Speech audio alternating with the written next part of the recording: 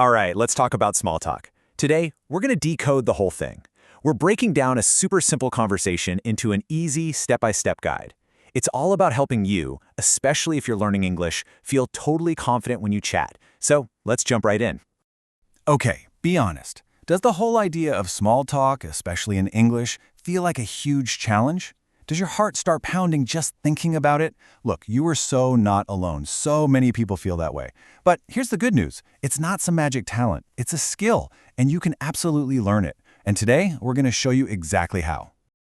So to do this, we're going to look at a perfect little blueprint for a friendly, simple chat. We're going to follow two neighbors, John and Maria. By watching them, we can actually pull out the exact formula for a great, totally low-stress conversation. Okay, section 1, starting the conversation. This is all about how to begin on the right foot, getting things started smoothly. So, here's the first secret.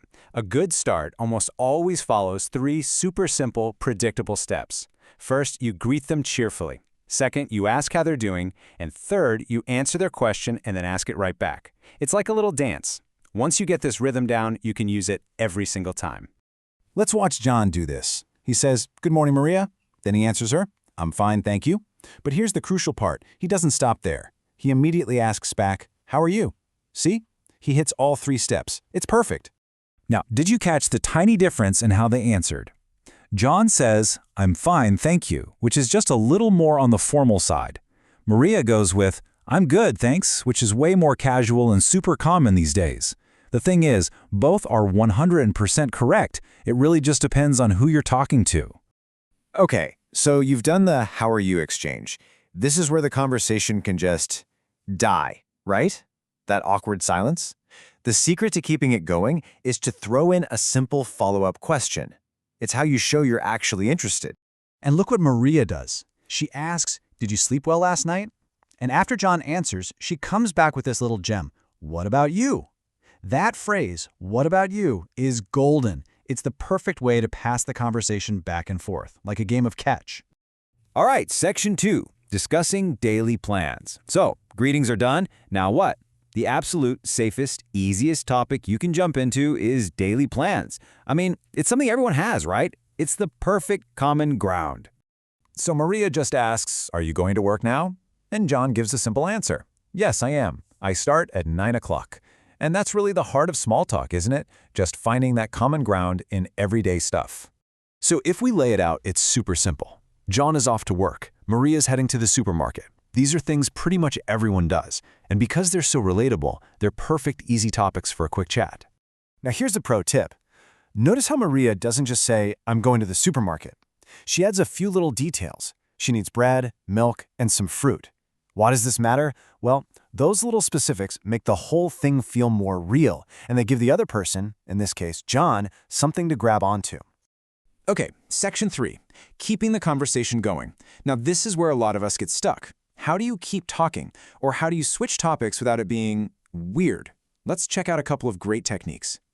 The first way is maybe the easiest. You just connect with what the other person says. You listen for a little detail that you can relate to. Remember Maria mentioned her shopping list? That was the perfect opening for John. And there it is. He says, "I also need bread. Maybe I will go to the shop after work." He heard that one word bread and latched onto it.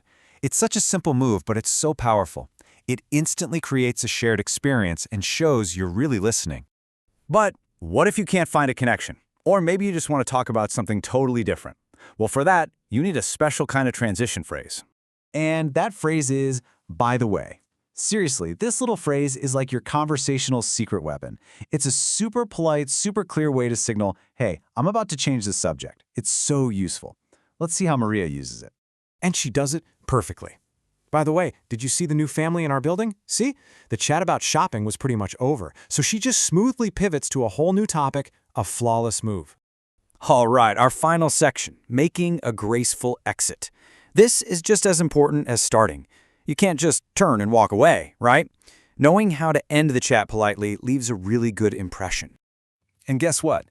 Just like starting the conversation, there's a simple 3-step formula here too. First, you announce you're leaving. Second, you wish them well. And third, you say your final goodbye. Simple as that. Let's watch Maria do it. She says, "Well, I should go now. That's step 1, the signal. Then, have a good day at work. That's step 2, wishing them well. She just nailed the first 2 parts. And John wraps it all up perfectly. Thank you, see you later. And that's it. The whole conversation ends on this really nice positive note, zero awkwardness.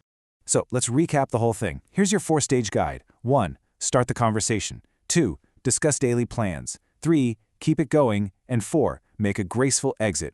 It's a complete blueprint that you can use over and over again. So what's the big takeaway here?